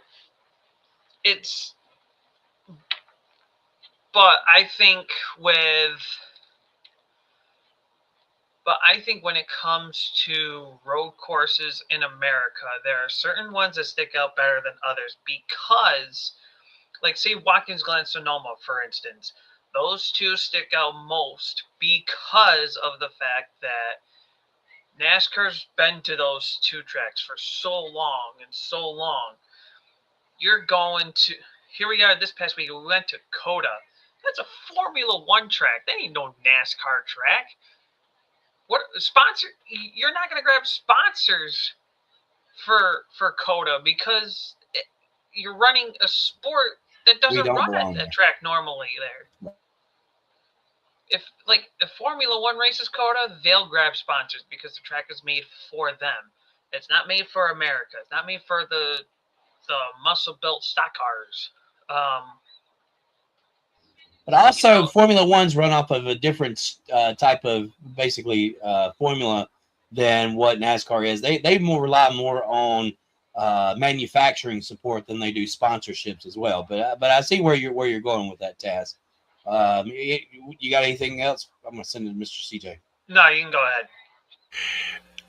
When I don't know, I guess I took it differently, because when they talk about not as marketable, I took it as, okay, you're only getting so much of the track in the camera view. So you're not getting the walls, you're not getting the billboards, and unless you're a top 3 to 5 car, you're really not getting a lot of TV time because all the cars are spread out. So you don't have the constant going around the same fence with the same billboards and the same cars that you can get half the field or all the field in one camera shot. So you're getting a lot of TV time. Now you're out in the middle of nowhere that the wall is so far away that you really, if you buy a spot, an advertising spot on the wall, you really can't see it on the TV. Cars are spread so far out that you're not getting a lot of TV time unless you're one of the top cars. That's how I took it with the sponsors and marketing, and that part I would get. I'm not a road course person. I think I feel I have the same passionate dislike for road courses as Chris does. But with that being said, I understand the value of a road course to the series. And I'm different in this aspect because at the end of the day, at the end of the season, we crowned a champion, the one that is better than anybody else on all types of tracks. So if we start cutting all those road courses, or don't, because I was always an advocate for having a road course in the chase. If that is how you crown your champion, then one of the races should be a road course. I think you should have a little bit of everything in your chase to determine your champion. Just like I want to see my drivers be able to ride on super speedways and count on a draft to Atlanta, and you count more on tires and other factors with a little bit of draft, to Darlington, who's a whole different aspect, to your Coda, to your Watkins Glens, to your Bristol. All of them bring to me a different aspect to crown an overall champion at the end of the year. So as much as I hate road courses, this was the first road course I probably sat down and watched in 2 or 3 years easily. I also understand and respect why the road courses are in the schedule, and I feel that they are important. I want an overall champion, not just who the best, not the person who could draft the best and fuel mileage save the best, but the one that can drive in all different kinds of tracks and all different kind of climates, and everything else. So I'm a little bit different when it comes to that aspect.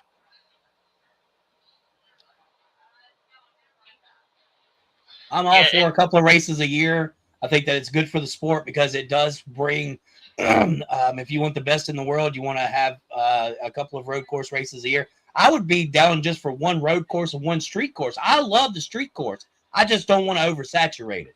One road course, so let's keep Watkins Glen because it's always a better race. I mean, if we had to do 2 road courses, I would say Go New York. The Wisconsin track. Right. Road Course of America. I think that would be a great track. But Sonoma, Coda, DeRoval, Daytona, Indianapolis, man, they're all trash. They're no fun. I'm all for what Brad Keselowski had to say. And I believe that he's moving. Look, Jim France tried to take over NASCAR and turn it into IMSA.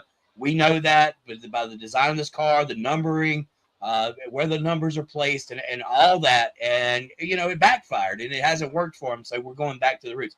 I do want to lighten the mood up real quick. I'm going to ask you guys real quick. Why did the race car driver bring string to the track? To tie up the competition. Yeah, to tie up the competition. All right. What a guy. Yeah, what a guy. So I believe this is where we'll bring in our poll question. for the evening. Sorry, I should have given you a heads up on that.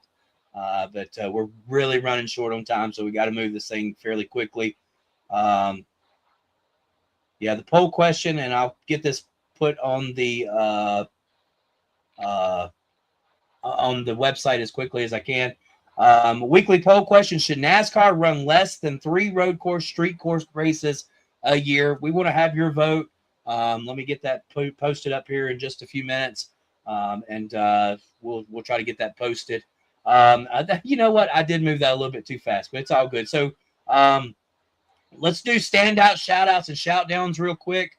The 3 guys on the list, I felt like these names stood out the most over the weekend.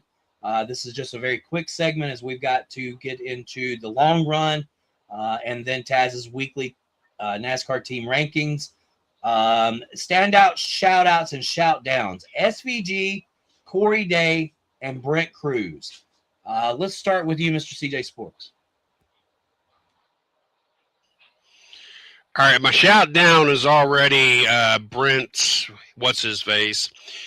Who was the second driver? Yeah, SVG and Corey Day. Corey Day. O'Reilly 17 car.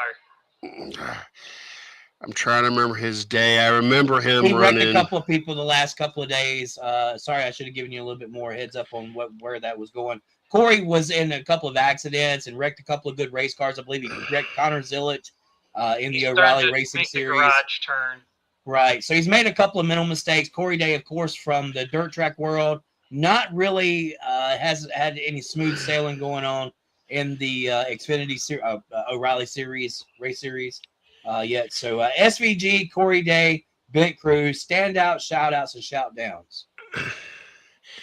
See, I really don't have a standout. Like, I got a shout out. SVG won the O'Reilly Series race at COTA and performed well with the Cup Series race, but he didn't stand out because that Cup Series win at COTA is kind of eluding him.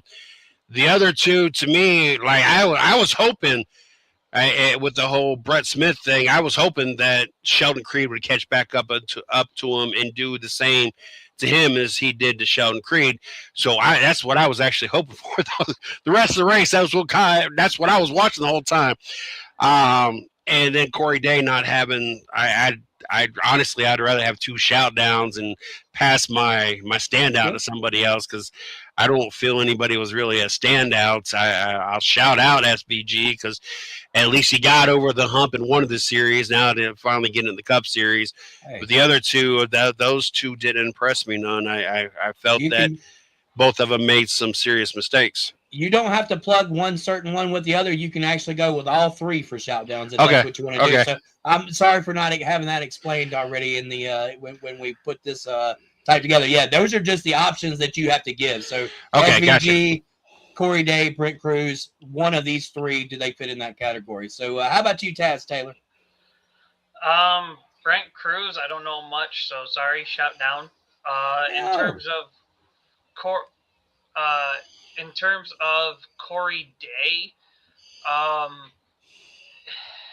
look, he's a dirt sprint car guy. I personally think he should have stayed there, but of course money talks, and I understand he's a young talent, but I don't think he's going to get much of a career of NASCAR if he's going to make the garage personnel turn on him because he keeps making constant mistakes week in, week out. I understand he's trying to make the transition from dirt racing to pavement racing, and I understand and I get that it's not always an easy transition for everybody.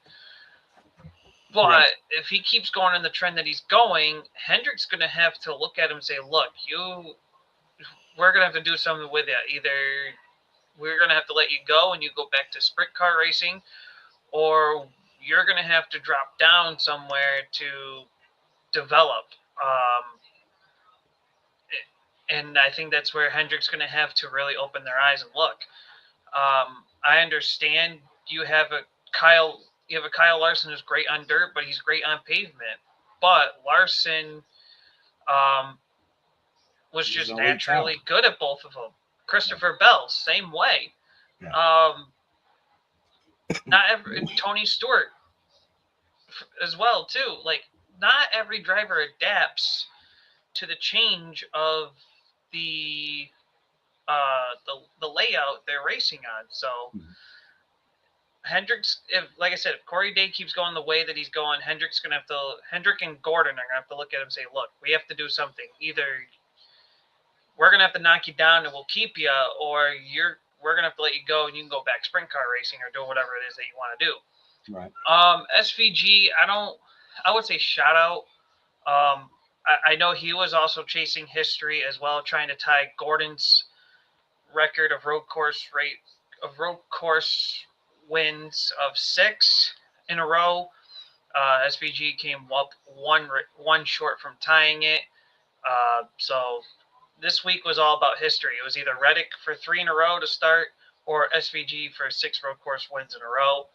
Obviously, Reddick got the best end of that deal, so that's where I'm going.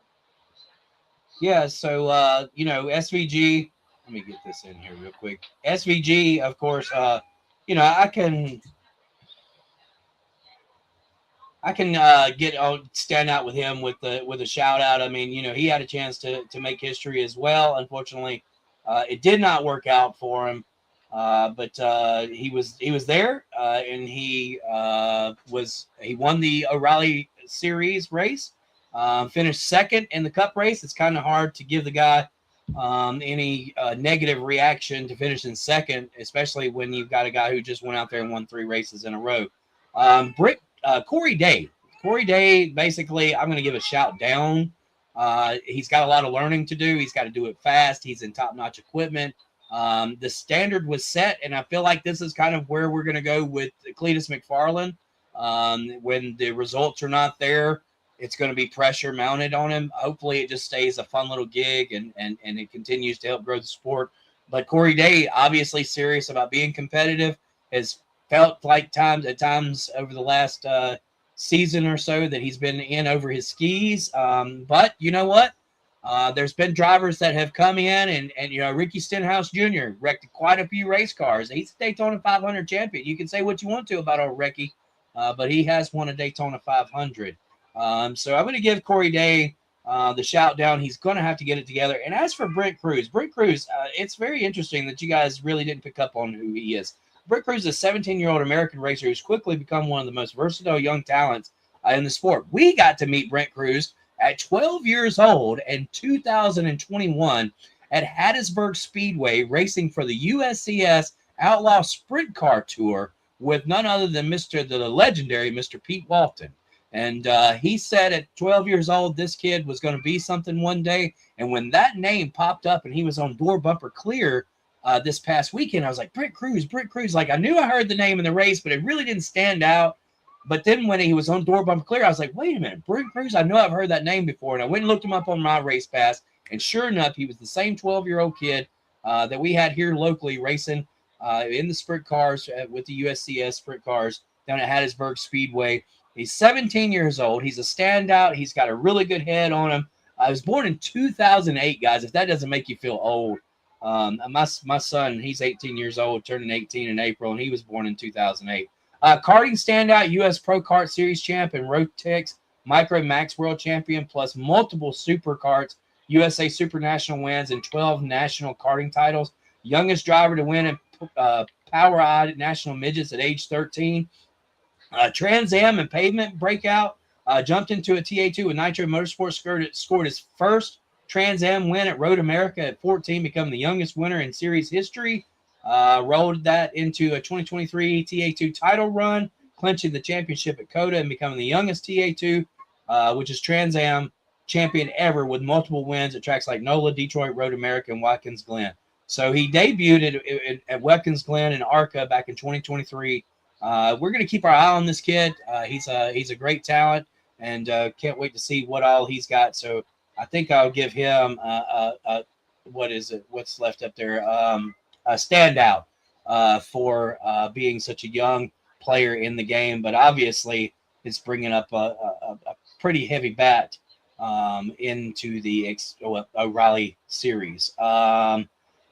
So this is the time where, we want to tell you guys that we have sponsor opportunities available here on the show, of course, with Fan for Racing or the 110 Nation Sports, also Race Chat Live. However we can incorporate your businesses, this is where the chance that we would have to do it.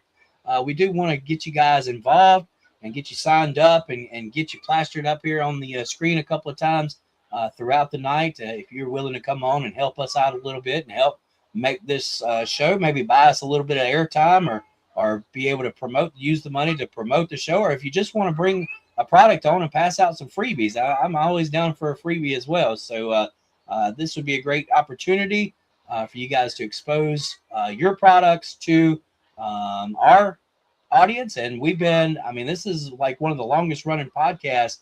I think you're second to Joe Rogan, right? I mean, we've been around a long time, and we've changed names a couple of times. But for the most part, Race Chat Live has been around for a long time. I think 12 years strong or 11 years strong when we were the title Racing with Big Sweat. Now we're going to go into the long run. This is Cup and IndyCar this weekend. They are, for the first time ever, running a doubleheader in the desert.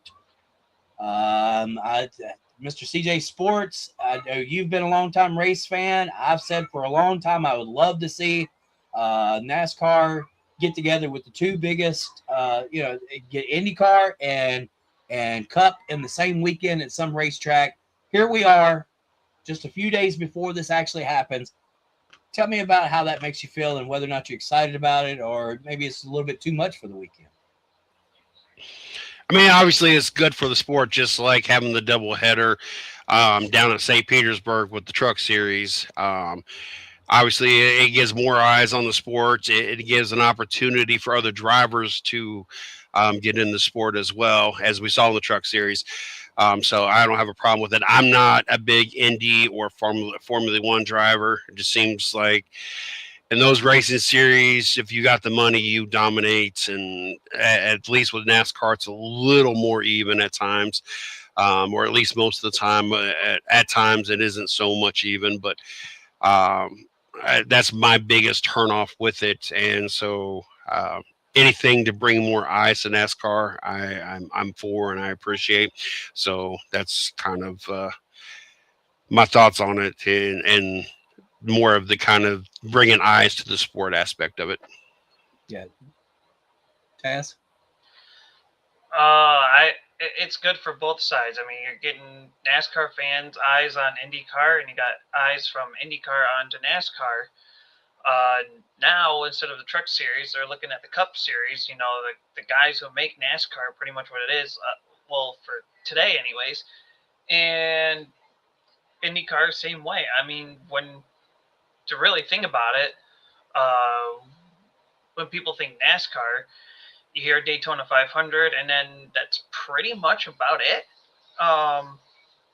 For IndyCar, you hear the Indy 500, and that's pretty much about it, unless you're like invested into that sport or you're invested into racing per se. So I see it as a win-win for both sides. I am kind of slowly getting into IndyCar, more so this year than I have ever, and because I saw the St. Petersburg race before the Coda race Sunday, and all I got to say about IndyCar is it's the American version of Formula One,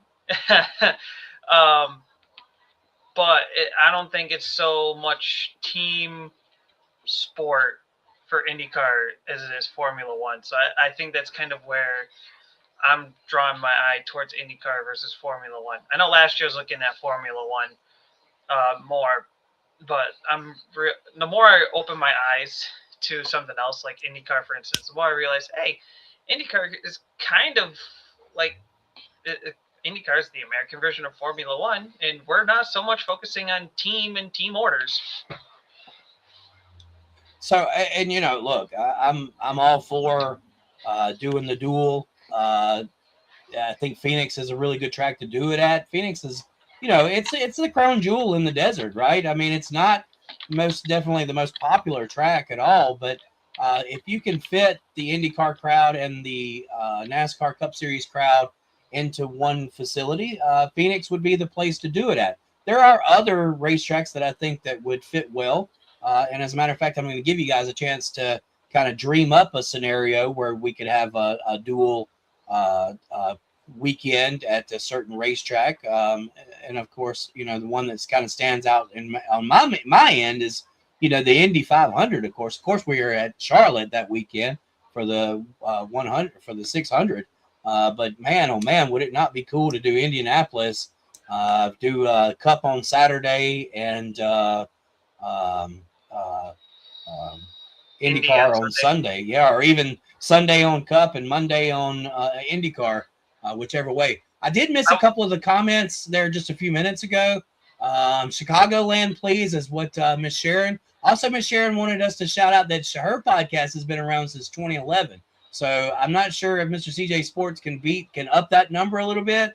Probably right around the same time. But man, when you've been podcasting since 2011, you were podcasting before podcasting was cool. And we know where podcasting is now. I did miss some of the standouts and shout outs that were in the comments. My bad on that. Damian Bean commented, the best thing they can do for the overall enjoyment from both fan bases is simple. Don't be greedy with prices. Everyone stands to profit from this, and keep it cheap and out and make sure that people are in the seats. I agree with that 100%.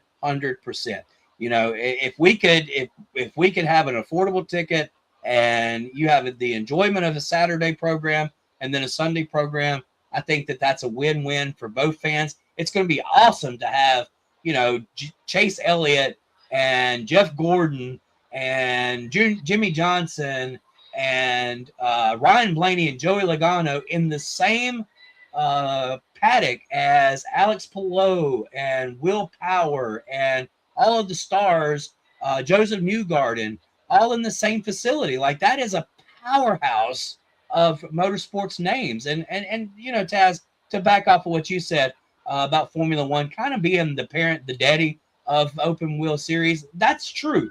But IndyCar created the open wheel series and, the USAC series. And so as much as Formula One has been the name of the game for the last 45 years, IndyCar was the one that actually started it. So I'm glad to see IndyCar coming back to ovals. I was really excited about that when Penske took over and we started getting more ovals, which will create more opportunities for these guys to do a double, to do a weekend show together. So I'm really looking forward to that and seeing where we might can race at next. I don't foresee going back to a Las Vegas or a Pocono. Las Vegas, of course, we lost Dan Weldon. Pocono, I can't remember the guy's name. Robert somebody. He was hurt really bad and paralyzed up at the Pocono Speedway. So those are two tracks I think that are a little bit off cue for what IndyCar needs to bring. But if we're going to race them at Nashville or St. Louis or one of these racetracks, I would love to see a doubleheader weekend. Even Texas, for crying out loud. I know that they've split the field at Texas and done kind of a two-race factor there for Texas for the IndyCar. But so those are just some things I throw out there. Guys, we are so pressed on time tonight, which is a great thing, right? It is great to be pressed for time because that means that we've really gotten in our thoughts. We've really gotten in some promotions going on for the Race Chat Live audience. But I think that this is going to open the door for Taz's weekly NASCAR team ranking. Real quick, though, I do want to hear from you, Mr. CJ Sports, and then Taz Taylor. What would be your favorite correlation between the two series? And make it real quick. I think it would have to be both the big races at Daytona, if it'd be the later race or the first race, and then Indianapolis. Like, I want to see them both run those weekends and see how packed and how much both fans would be out there for that. They would definitely have to put restrictor plates on Indy cars if they were to go to Daytona. You took my answer for Daytona. That was my given answer right there. Wow. So not the road course, the actual big track. Well, actually, I was kind of thinking, I don't know how much of a difficulty it is to kind of put a road course in an oval in the same weekend. Like, let NASCAR run the Daytona 500, have Indy run the road course. Like, I don't know if we could do that in the same weekend, or do like IndyCar race on like a Thursday and then Cup on Sunday.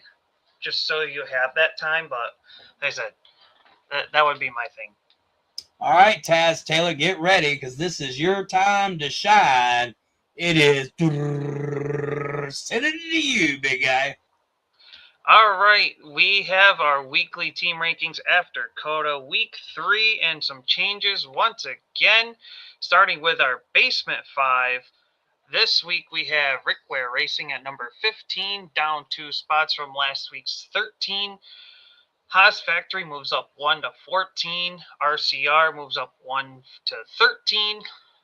Wood Brothers falls down 1 spot into number 12. And then Legacy Motor Club falls back into the Basement 5 this week, moving down from number 10. They are now number 11. Any thoughts, concerns, starting with you, Chris, because I'm going to hand the baton to you very last for the top 5. So yeah, you're going to get the Basement 5 here. Let's do 15 through 11. Rick Ware back to the basement like we knew it was going to happen. The early season shine is worn off, and they're once again fighting just to not be the automatic last pick. Lastcar.com, of course, go check those out. Haas, small step forward. The rebrand finally shows a heartbeat, but they're still deep in prove it territory. Number 13, RCR, up a tick, but still underperforming. There's too much expectation around the brand for the 13th to feel acceptable long term. Number 12, Wood Brothers, drifting backwards, and it's breaking my heart, man. I love Josh Berry. The history is still louder than the results, and they need a statement run to stop the slide. And at number 11, Legacy Motor Club, stuck in the mushy middle, not embarrassing, not eye-popping. One big weekend could swing them up several spots. Mr. CJ Sports. Mr. CJ? I can't disagree with any of it. The one that sticks out that surprises me is RCR. I don't, once again, like last week, it's not that I disagree, but you have Kyle Busch, you have Austin Dillon. There's no reason why you should be at the back end of this, the Basement 5 of any power ranking as a company. But I absolutely agree with everything here. This is the Basement 5.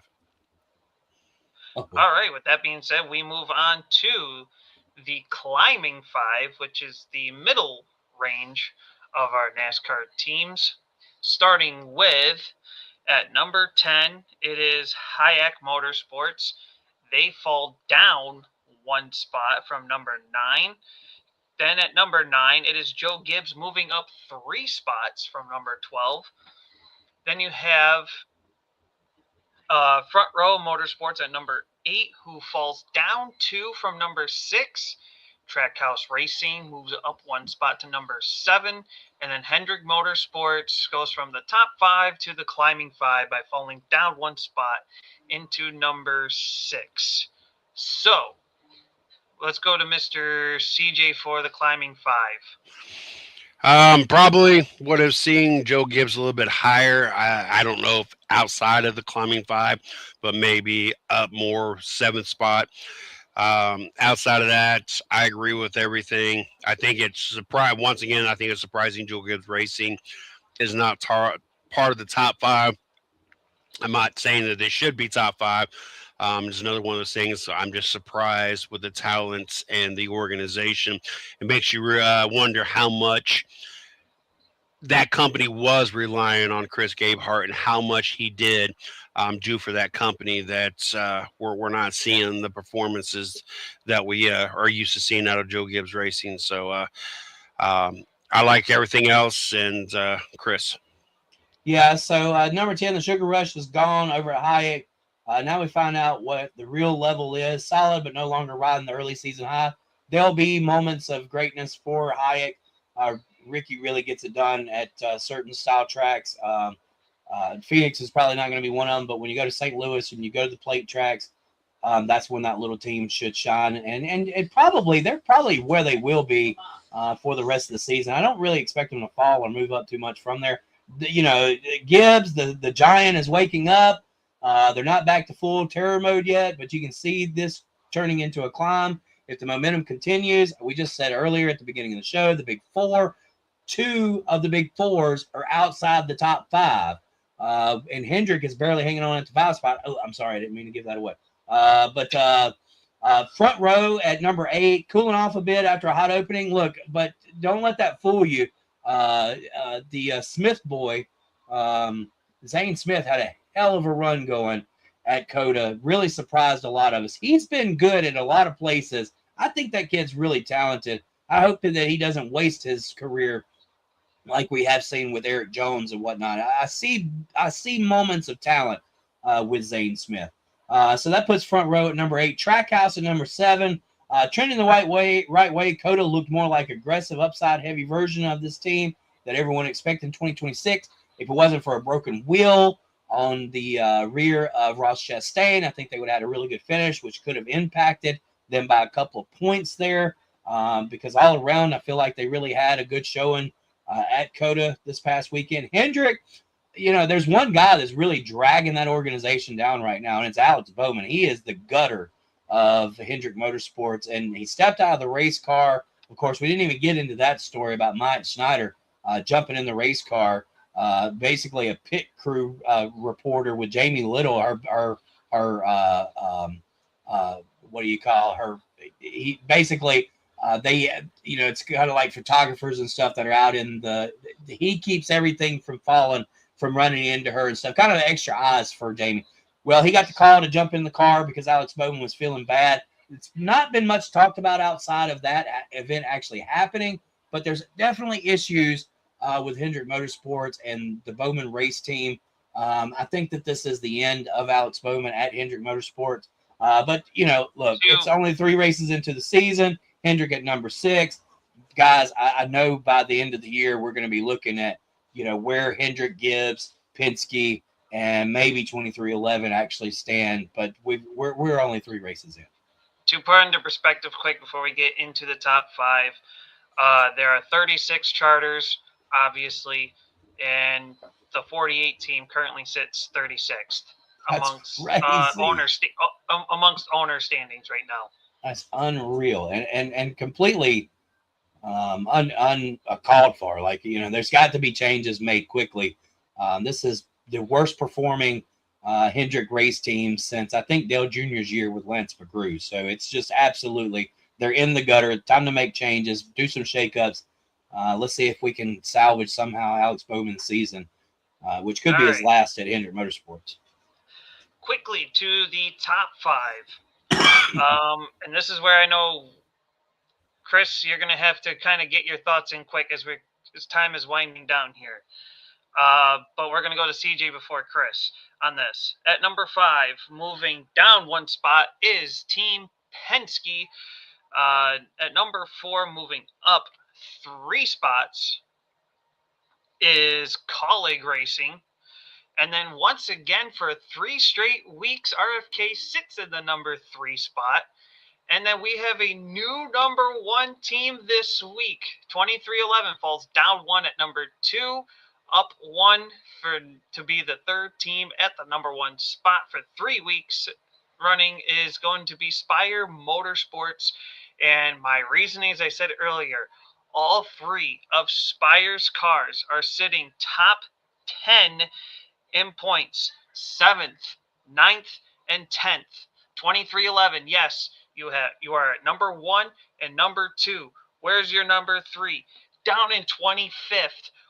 2311, either get rid of 11 Herbs and Spices and tell him to find something else better to do with his racing career, or put an ass whooping into him, because he's sinking your ship, and he's the reason why you are number 2 this week. I don't know about all that. I was going to argue the Team Penske Colleague Racing, but outside of Ryan Blaney, the rest of the team is not up to par, and this is a team ranking, not just a driving ranking. So I'm gonna for this week allow the Colleague Racing to be above Team Penske. That top spot though, like you have 1 and 2, and you have a three-peat winner. Like I as a team, I would take the 25 who sacrificed in week 1 to let your guy win the race, and Michael Jordan publicly let everybody know we saw what you did. I'm not making excuses for week 2 and week 3 performances, but I'm not going to hold the whole team down for one guy who sacrificed the potential win himself to be a teammate and not allow you have 1-2 in the points and 3 wins, 3 out of 3 like that. That should be automatic number one, no matter what. I don't know, unless you're in Bowman's place and you're the last place driver, and I can see that being an argument, but I'm not big on that. Chris, go ahead and get in there before we run out of time. Well, I see Damian Bean said 11 herbs and spices, quote of the show. LOL. He must not know my nicknames for drivers. Well, that's true, but the quote of the week, of course, and any of you that follow dirt track racing, and I'm probably going to get in trouble for saying this, was Kyle Bronson. We don't have a quote of the week. Maybe we should start that. But Kyle Bronson said that they could be giving out a bag of vaginas and he would somehow get hit with a wiener with one of his quotes last week. So maybe some of y'all didn't find that very funny. Penske, slight dip, not a disaster. They're firmly in the we expect wins group right now. They're just a tick off the absolute hottest teams. Colleague, I'm with you. I'm kind of iffy about Colleague. You know, the stars aligned right, but you're talking about Ty Dillon being a teammate there. AJ is really good at certain racetracks. Colleague doesn't have the support anymore from Chevrolet. I feel like Colleague's going to drop like an anchor as we go more into the mid-season here. So just enjoy that, Colleague. That's probably the best you'll be all year long. It's warranted. It's deserved. You have the right to be there right now. And they've gone from spoiler to someone you absolutely have to pencil in the top 10 conversation for right now. We'll see how that continues. RFK. For the last 2 years, RFK started out the season horrible. And we finally got a good start. Of course, Ryan Preece was part of the momentum last year until he got popped, I believe, at Talladega and got fined and dropped down in the points after that. But this year, I think it's been Chris Buescher and Brad Keselowski kind of holding the show over at RFK. We'll call them the quiet hammer. They just keep showing up near the front, being the injury that Brad Keselowski has endured over the offseason, being able to get in that car and just click off finishes. I think that shows the resilience of not only Brad Keselowski, but also the old era RFK standard. Of course, I mean Roush back in the day. Let's go to 2311. I'm not, when you have Bubba Wallace and Riley Herbst as your teammates, 11 herbs and spices is definitely gonna have you wanting some Popeye's chicken.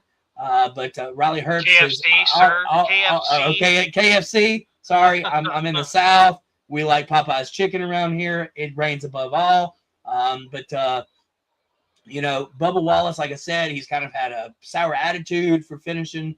It really some good finishes. I mean, he's sitting second in the point structure right now. So I don't see any means at all for him to hang his head on those kind of finishes right now. And then you go to Spire number 1, sitting at the top of the mountain. It doesn't feel fluky anymore. They've been in the fight 3 straight weeks. This is what a breakout looks like, but I just don't see it lasting. And it's because we have drivers, Michael McDowell, Daniel Suarez, and the other driver is Carson Hocevar. Now, Carson Hocevar, he's the standout, right? He's the guy that seems to be making it happen. But I don't have time to argue like I wanted to, Taz Taylor. It looks like we're out of time. But thank you guys for being here. And I don't know how the heck we squeezed all this in proper time. But look, 3 races in the season. Go look at the points. There's a lot of familiar names, not so familiar names at the top, a lot of familiar names near the bottom that are going to traject themselves up towards the top again. And Miss Lee, she's right there with me. She says, I wish Bubba would just grow up already. Me as well. I expect Phoenix to where we see some of the teams that are sitting in that climbing 5 start knocking out the teams that are in the top 5 right now. All right. Well, guys, that's going to do it. We're coming up on the 2-hour mark. Taz Taylor, do your thing, man. Close out the show, buddy. All right, everybody. This has been Race Chat Live with Mr. CJ Sports from the 110 Nation, the Caution Flag Racing Radio, Chris Creighton, on the Tasmanian Devil Flaggers, Taz Taylor, saying Good night. We'll see y'all same bad time, same bad place next Wednesday night. We'll see you Good then. night, everybody. And thank you, Miss Sharon, for allowing us to be here on Fan for Racing. Thank you for all that you do throughout the week, promoting the shows and whatnot. And we'll see y'all next Wednesday. Bye.